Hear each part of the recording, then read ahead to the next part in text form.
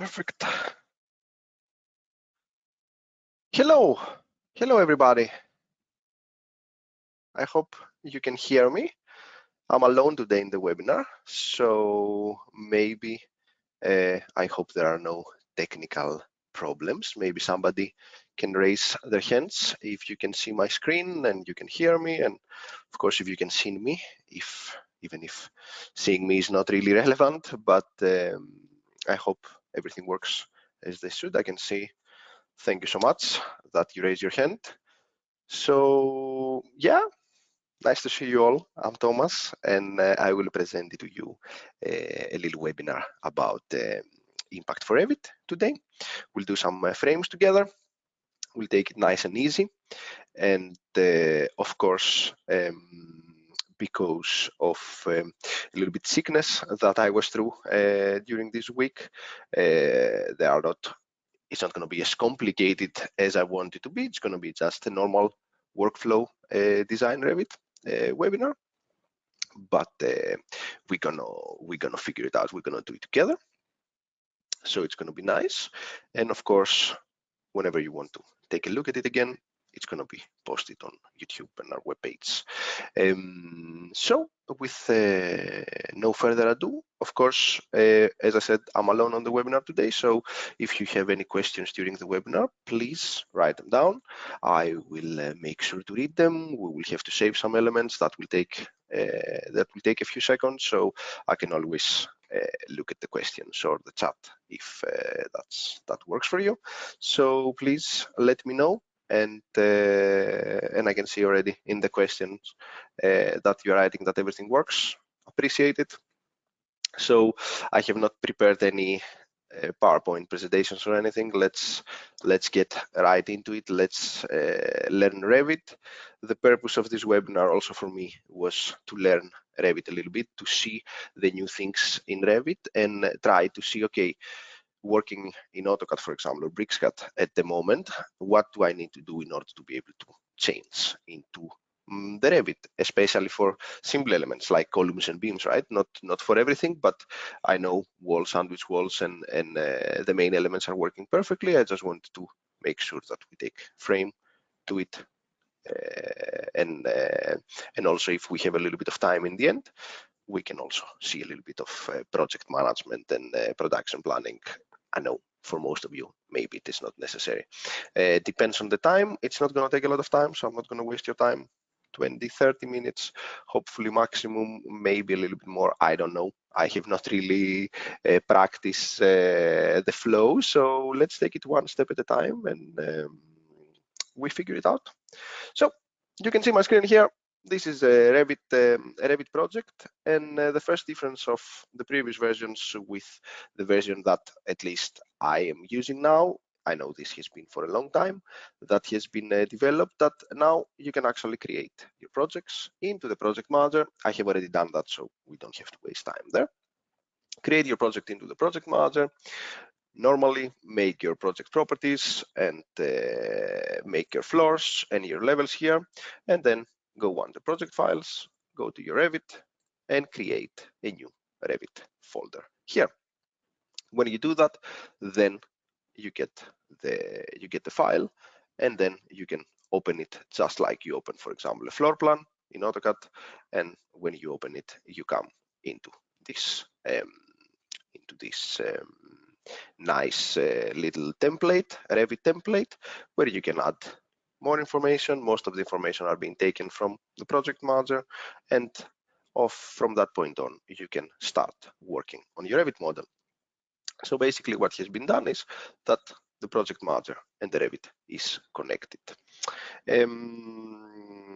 I get this question a lot when I discuss about Revit with customers or potential customers about BIM 360, and I can tell you that BIM 360 you can always work in the cloud, and you can also work with your projects on the cloud through Impact with your BIM 360 projects.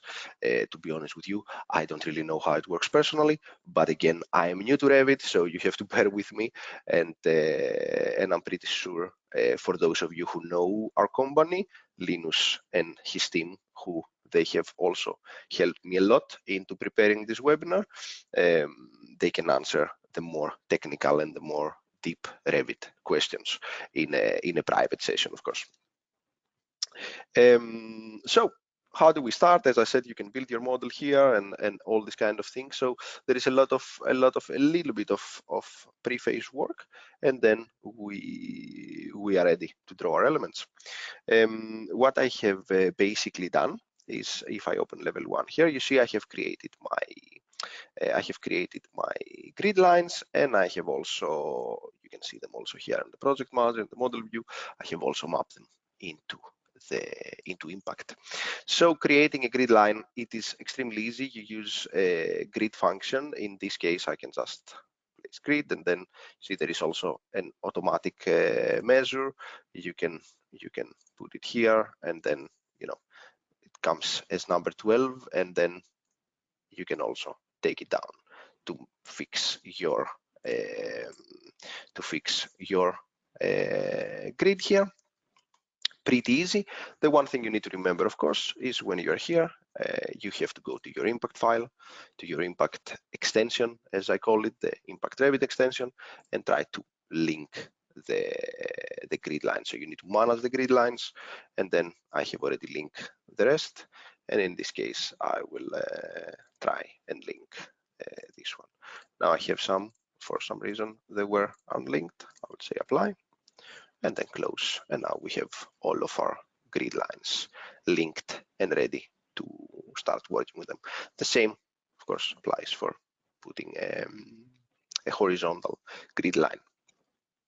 The one other thing, of course, you need to remember, I have already done it because I know it's boring and you don't really need to do this, is to actually manage your levels. This is something that has been done. I created my levels in Impact, adjusted the existing ones, the ones that they are created in Revit automatically when you create a project, manage them here, and then deleted something, added the ones from Impact into Revit, and here we are. So I have not really have a model or a floor plan on my mind. So what I thought is I'll create some grid lines, and then according to those, I will just throw out some columns and beams, something that looks pretty realistic, nothing extremely special. I just want to show you how fast everything goes. Hopefully it will go fast. I have a little rectangular column, a 50 by 50. Again, nothing special. Let's say that this can be a warehouse. I can start from here. For snapping purposes, I will use the middle of the grid lines, and also before I start taking them out, because I'm very fast at these things, I'm used from AutoCAD, I have to connect the column to the corresponding level that I want them to be drawn. So how do I do that? I come up here while I'm drawing, I select height, and then I take it from basically level 1 to level 2. So I select the connection of the top to be level 2, and then continue with putting a column here, column here. I will try and see here this one. Let's take a column here. Let's take another here, maybe one closer. Now I can go a little bit more down, a little bit more down. Again, I have no really here. Then I can also take this one and continue here and close it here. Let's see, that looks okay to me. The only thing I want to do is maybe I will take this column here, say escape, escape, the columns are here, and delete this one because I think this one is unnecessary. So let's assume that this is our nice little warehouse, and when we come into the 3D model, here you can see columns have different, they have the same thickness, they are just pretty simple rectangular columns. And of course, if you have a lot of families that you have translated them into impact definitions, then you can just start drawing in them. So next step I'll go back, I'll open level 2 now, because now I want to draw my beams, right? And if I want to draw my beams, I want to connect them to the actual level. I think this here kind of annoys me, so I'll just move it a little bit away. And I will go again, impact, impact line, draw beam, and I will start with some ledged beams for the outside layer. You have this definition here, something pretty simple like that. Very, very easy to create. I can show you in a while how easy it is to make a definition. So here you have to bear with me a little bit.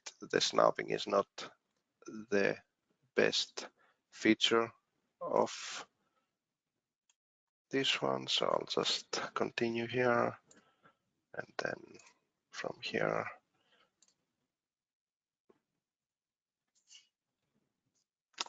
I'll just do it once more. Now it saves the beam. We continue.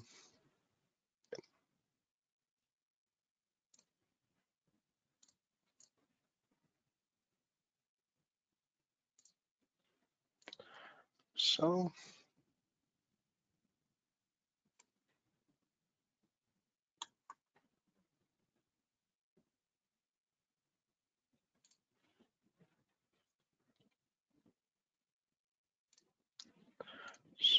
continuing.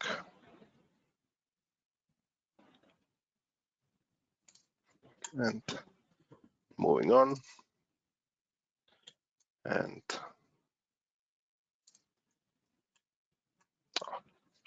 this one I can say Control Z and continue from down here. Let's make our frame. Again, as I said, I'm not the fastest person alive in drawing, but you have to bear with me. And you see, if I can draw it, then I'm pretty sure you can also use Revit. I will do this, and then I think I have not put another column there. No, so I will just continue here. Perfect. And then continue from this side.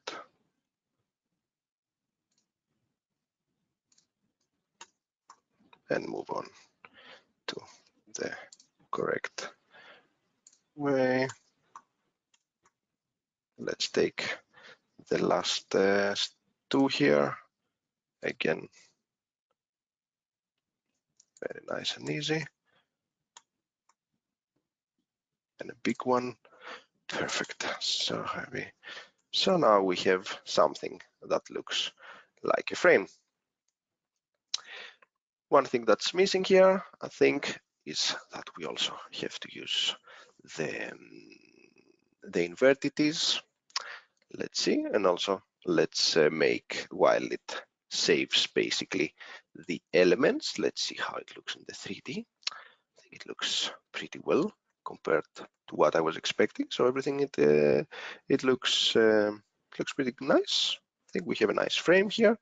Maybe now we can just, of course, we can also manipulate things here, right? I will show you, but let's go back to level 1 and use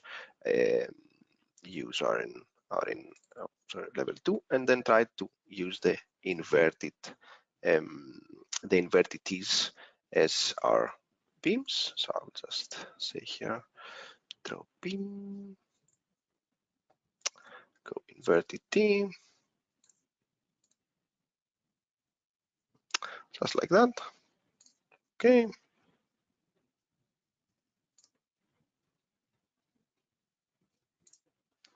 One here,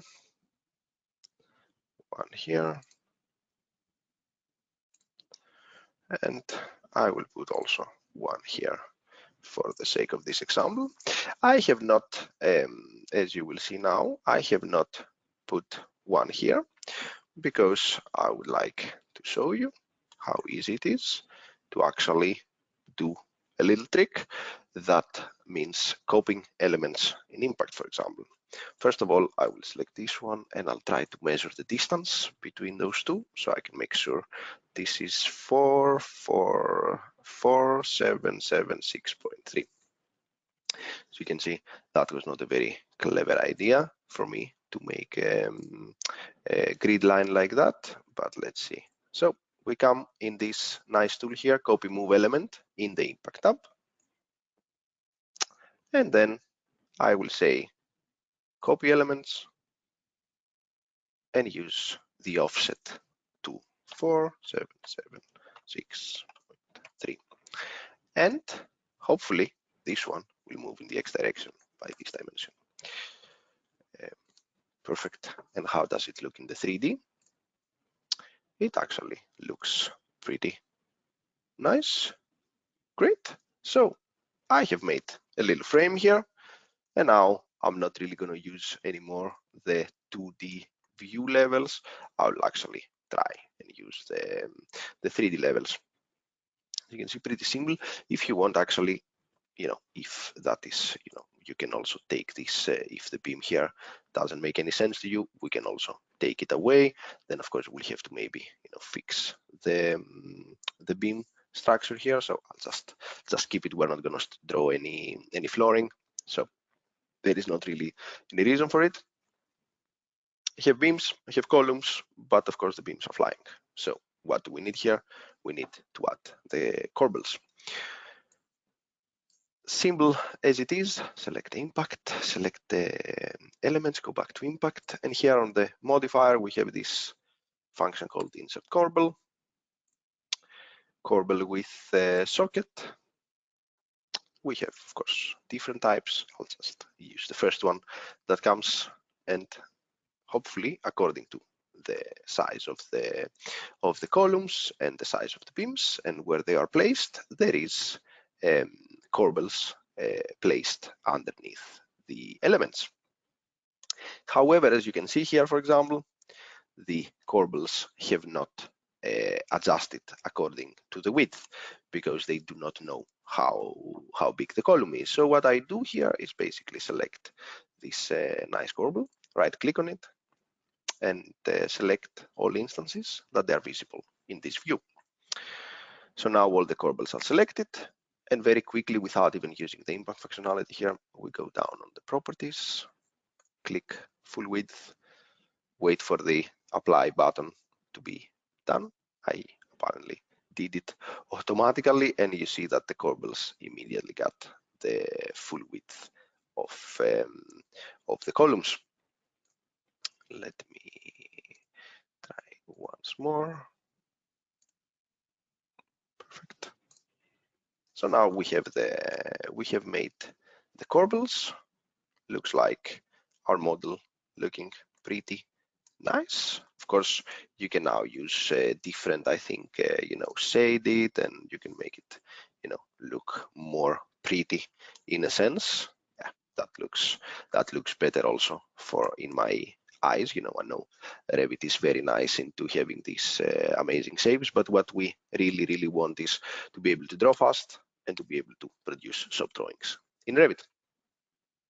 So now that the corbels are finished, for example, maybe even before saving things, I can actually, show you how easy it is to actually create also second floor. So we can have a two-story building instead of one. So usually in Impact, what we usually do, we come here, we get the elements, we save them, and then we just come here and say copy elements, and of course enter element marks and move them on the second floor. However, in Revit, the things are way much simpler. I'll just take the front view, select all the columns. Hopefully all the columns are selected, and then I will come with the same function as before, move all copy all the elements on copy to level 2. Hopefully, if everything goes according to plan, they will be also copied on the second floor. Let's see if that works. As you can see, the levels, the elevations, and the 3D model is working together, right? So everything is connected, and then I will take the beams and I will just quickly select them. Again, there might be no, actually there is an easier way, is basically select all instances and then visible in view, and then do the same of course for the those beams, the inverted is, and then impact, copy move element, copy to level, and then I think I have to copy them to level number 3.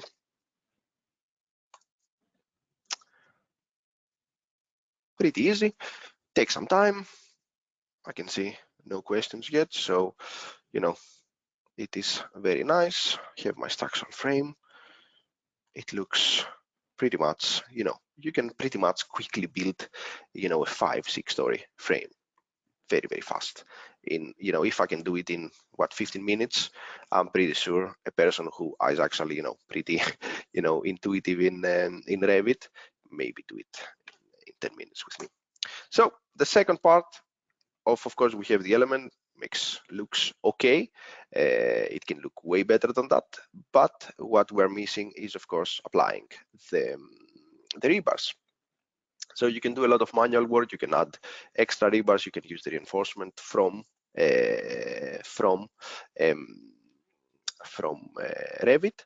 But what we did, and because I say we, because personally I am not an expert in Revit reinforcement, more like an AutoCAD BricsCAD expert in reinforcement, as you have seen maybe from some other of my webinars. But in this case, I used the help of Linus, and we create some rebar templates.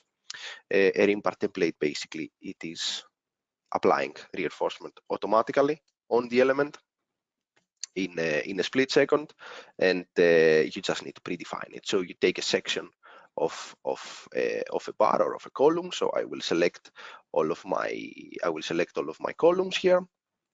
I change the view to rebar so you can actually see the rebars. Go to impact and say apply a rebar template. Now all of those, Linus has been kind enough to create 2 of those. I will just use only 1, and hopefully I will see, and also you can also see how fast this is real live 2 stores, how fast the reinforcement template is being applied to the columns. You can see here we have made a very basic and simple reinforcement, but still enough to get a simple definition to the next level. Now I will select the corbels and do the same for the corbels. I will select all instances visible in the view, and in the same manner I will go impact, apply rebar template. I'm expecting to see the one for the corbels. I'll use the webinar ones, and they will also get reinforced in a specific way.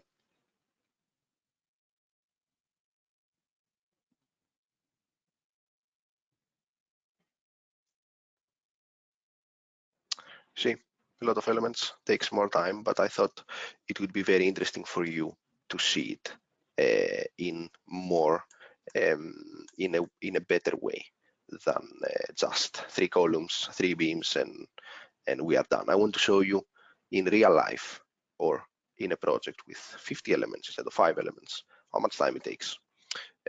So that's why we have those small little pauses. Again, select all instances visible in view, and again repetition. Apply rebar template. Now you will ask me, how can I create this rebar template?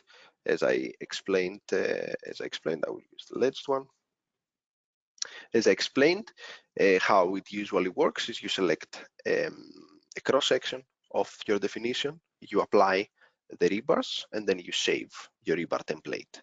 This works with constraints from one side to another, and you have to use a specific way to do it. Of course, I know that Linus has made a lot of trainings about it, and he has also updated the information in our wiki page. So if you can do it by yourselves without the help of Linus, you can very welcome to see some of our wiki page information, or of course, make sure that you call us and we will try to show you in more of a private session how to add the reinforcement here and how to create the templates for the different definitions.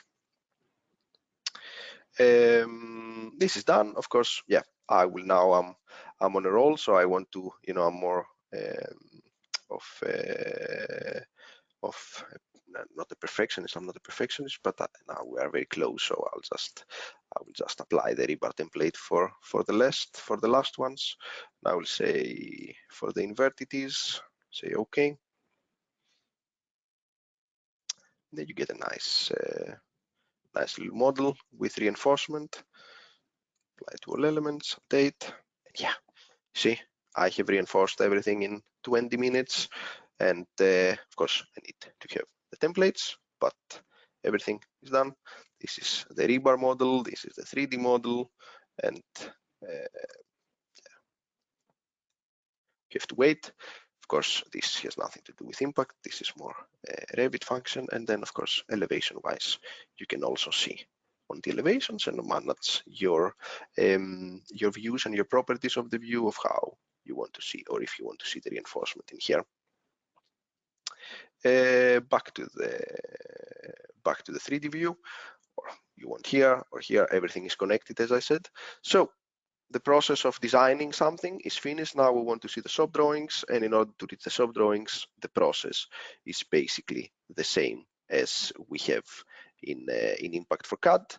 You go to Impact, you find the corresponding element, you say Save Columns, then a bar will come, start assessing the dimensions, the information, the materials, everything that we used in the family. It will be assessed, will be saved on the background, and we will give them an element mark in the impact database. The element mark starts from CO1. Of course, you can give them whatever name you want and just say save. It will take a little bit of time. Again, real life experience on how much time it takes. In my practice, for example, just to let you know, I was not updating, I was not saving 24 columns. I was maybe saving 3 or something. so again, I don't really know how much time it takes in real life, but as I can see, it goes pretty fast. And again, why does it take time? Why is it not? Because we first communicate to the cloud database that all of my colleagues are on. That means that it is not, it is up on the cloud.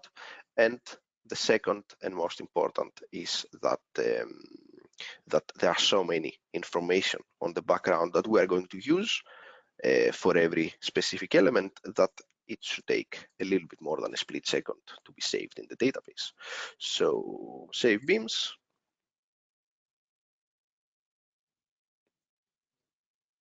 See the beams, for example, because there are no corbels on them, they are a little bit faster for assembly making. They get assessed by impact.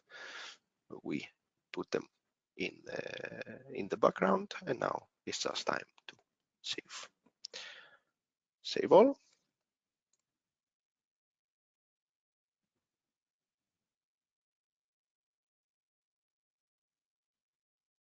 When we're finished here, I'm going to show you the shop drawing template. And then, as I said, we are already half an hour in. I thought it will not take more than that. Again, I was not hoping I will do a second floor.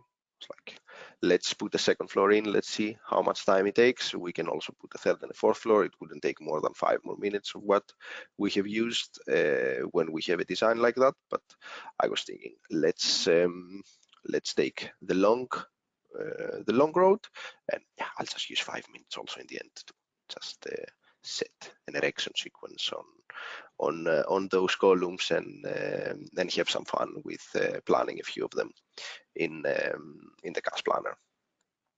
So you can also get the experience of the whole system and why we use impact for design, so we can also get the profits in our production. floors. Yes, this is already finished. Perfect. That was 36, 35 of those. Close. Perfect. Let's check now how it looks. Hopefully it looks good. Reload model, impact 17, as you can see. It looks a little bit different, but not that different than what you are used to for those of you who already have impact 16. Creating the materials the first time, of course, was not also refreshed in the background for some time, the project manager. Creating the beams, creating the columns, and success. We have our model, we have our beams. It looks pretty good, and I also don't even have the, I do not even have the full detail on. I think I have the medium detail, and that is very, very nice. Transparency, you can also use the transparency. If you use the OBJ representation, you will also get the casting materials, the lifters, and so on and so forth in the software, in the view. So now you can see here my elements. I will just randomly select one of the beams, and I will just generate the shop drawing. In order to generate the shop drawing, you need to have a template. A template in Revit, and that is one of the biggest differences that we have between the AutoCAD and the Revit solution, is that when I generate when I have this template here, I cannot really make any changes for all of my drawings. Of course, I can generate it now. You will see how it looks. I'm not really sure if it's going to look anything special or it's going to look amazing or something. See, it creates the shop drawings. But of course, you can always adjust things on the single template, but you cannot adjust.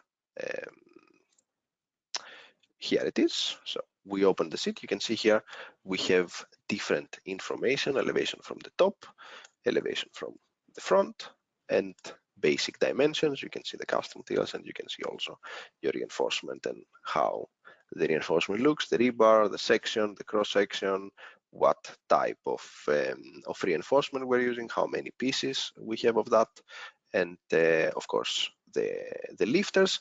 It looks similar to the AutoCAD one because we have set it up like that.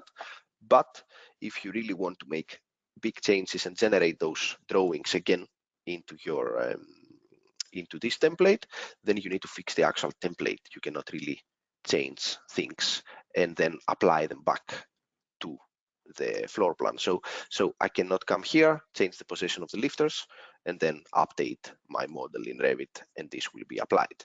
So this is just a view of my actual model. This is a view of the cross section, and that's how it looks in a bad example, because again I didn't have the time to fix a column definition, column shop drawing. Then we can say here that you will see like a normal, or one of the I will use one of the impact normal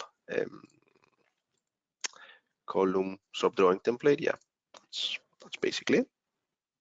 I have only one, so I don't have multiple here, and you will see quickly how it looks.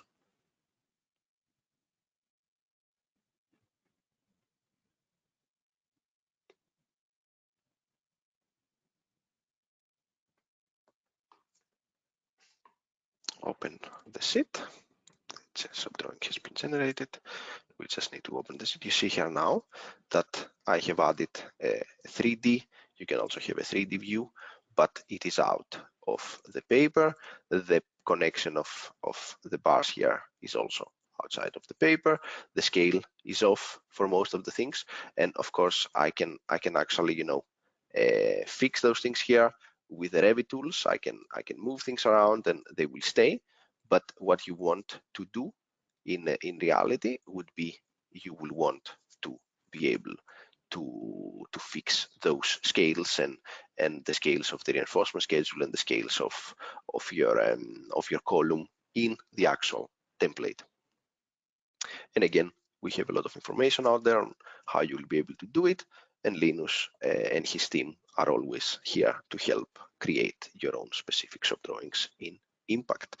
It is a little bit more complicated than it is in AutoCAD, but it is still, or I don't think it's more complicated, to be honest with you. I think it's another way of working, and if you are used to working something else, then it's always difficult to change, and that's also for a person like me who like IT stuff and I like software. It is also difficult for me to change the way I think. That's why I want to take this webinar, so I can very quickly and very slowly learn also a few things about Revit personally. It would be very easy for Linus to come here, show you 3 lines, throw out columns and beams, and explain to you, oh, this is how it works, this is how it is, and that's it. But I think it's better if a person who is not so experienced in Revit shows you also that it is not crazy difficult to actually, try and make a few elements in Revit.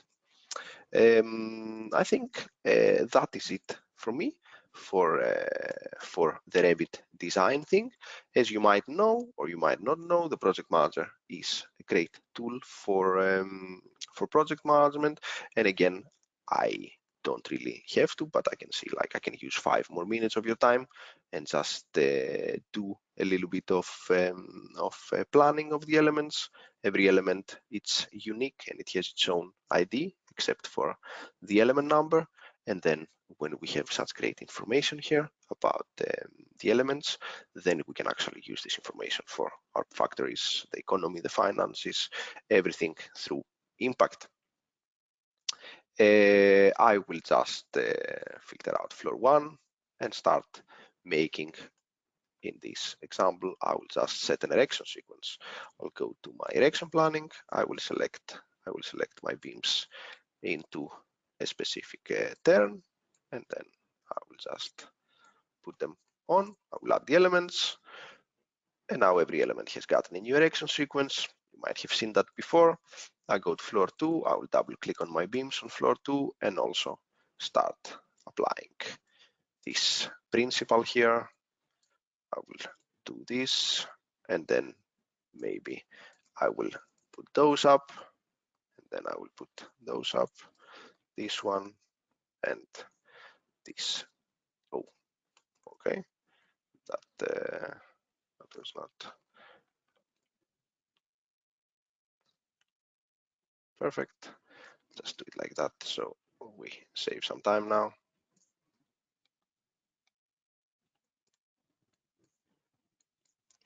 Perfect. I will add the elements and say apply.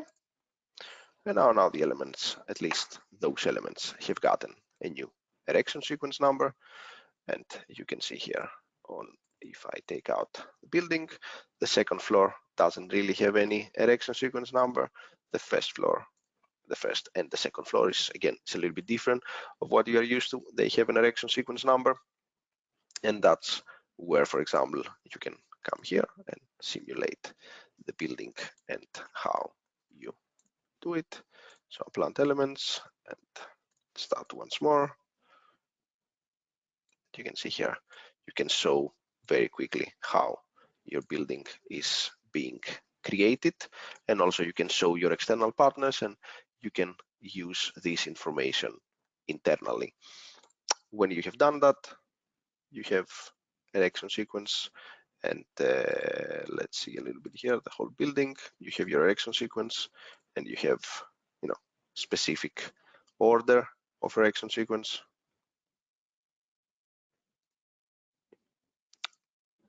Let's see if that will work. Here it is. So all the elements with an erection sequence, they are here, and then you can start doing what I call the project planning. You can give it the dates, the rough planning. You can start by saying that my first floor I want to be erected on, I don't know, maybe something like set dates, let's say, the 5th of January 2023, first project of the year.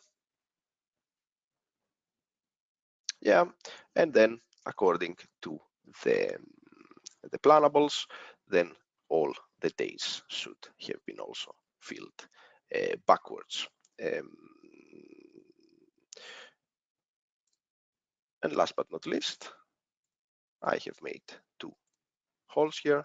The columns and beams, I know your columns and beams molds don't look like that.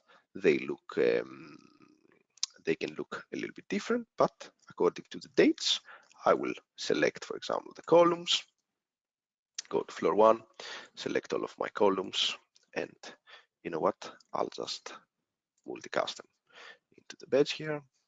Select start, starting the 22nd of December, people working in the factory in Christmas and making columns. You see here, the columns are not showing the corbels in the bed, but there is a little small calculation happening in the background. You see, when I select the column, the properties here, maybe you cannot see it very well, but I will make it bigger.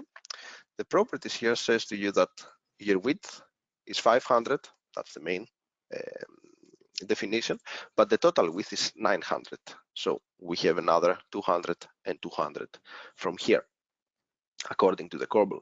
So when we have preset the distances, the tolerances between those elements, then you can see that they actually allow more tolerance on the y direction because of the corbels. Again, this is not really how a mold for columns looks. You can also have one line only and do for that, but it is important to know that the corbel is also taken into account, even though that it is not shown in the table. And let's do the same for the beams, because I have a little something to show you there that I actually really like, and it's very good for space management. Take the beams now how they are, and I will also do this multicast from here.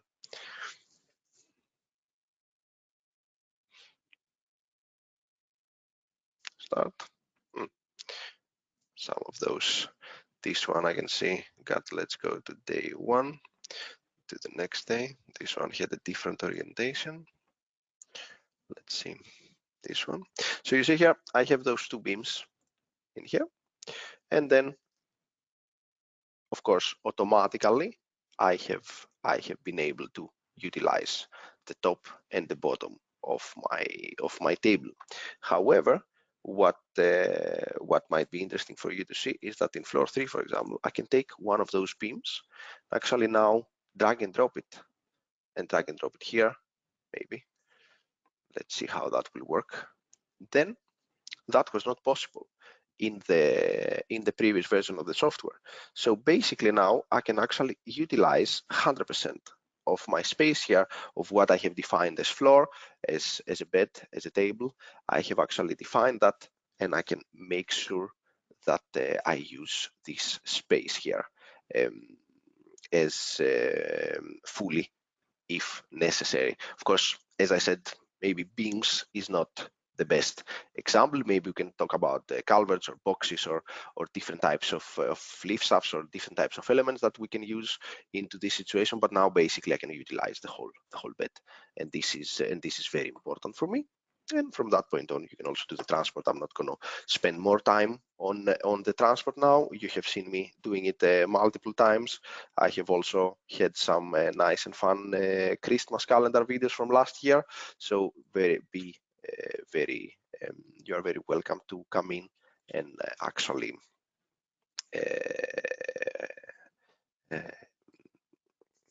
how do you call it?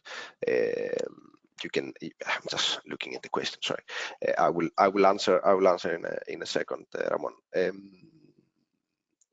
I was just saying that you are very welcome to see how I do the transport in many of my other videos. So it asks me if considers the 4 corbels.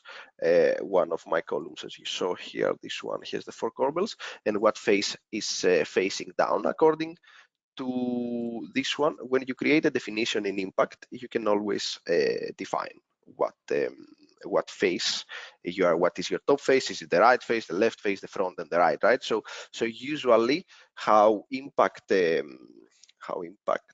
operates with these things is that the side of the lifters is basically the right side. So according to that, then you can go and say, okay, my column, this side is the right side, and then according to this side, I can have this side should be down in the mold or up in the mold, and so on and so forth. Yeah, so yes, it takes it into consideration, but of course, visually now in 3D, it is very difficult here to say, you know, to see it clearly. It is more clear, for example, on a sandwich wall, then it is extremely easy to see which panel, of course, faces down and which panel faces up.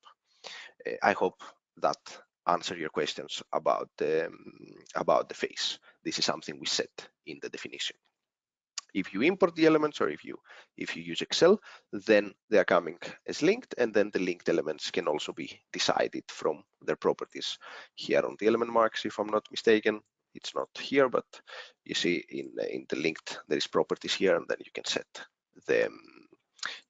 the face on there. Any more questions? I think that's it from me. As I said, extremely basic Revit webinar, how easy it is to just come in, make your frames. So if you have anything more, now is the time. This is the last webinar also for this year. It has been a pleasure. I think I made 3 or 4 the last year. It's been a big pleasure, and I honestly wish you all a very Merry Christmas and Happy New Year. We'll be very happy to see you again from next year. We'll make new plans for new webinars and new topics that we want to tackle, and also Impact 17 is going to be explained as good as possible in the coming webinars. So stay tuned. Thank you for a great year, and I hope I'll see you all healthy and well in the new year. Have a great day. Thank you so much. Bye-bye.